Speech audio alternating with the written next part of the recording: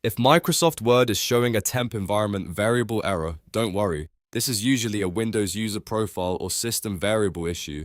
And in this video, I'll show you how to fix it step by step. This is a simple fix you can do on your own, and it may get Word working again without reinstalling the app or doing anything complicated. If this video helps, make sure to hit that like button and subscribe for more easy Windows fixes and software tutorials. Let's jump right in. First, click the Start menu on your Windows computer. In the search box, type ANVL.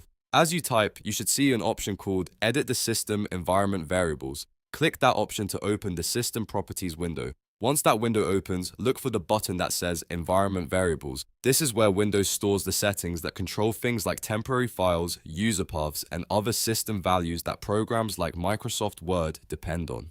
Click Environment Variables to continue.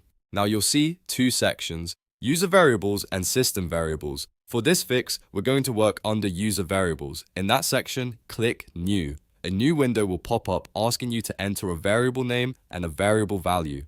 In the variable name box, type %user_profile%. Then, in the variable value box, enter C:\users\.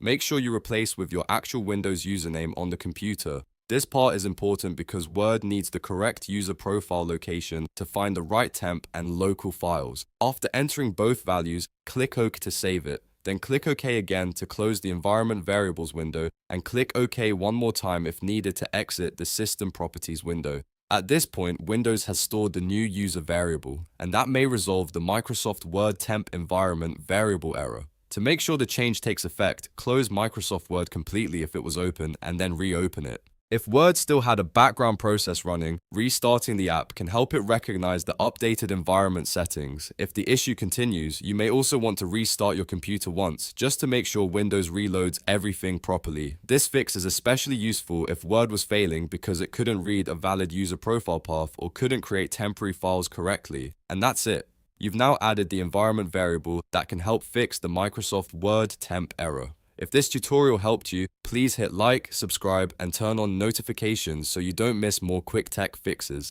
Thanks for watching, and I'll see you in the next one.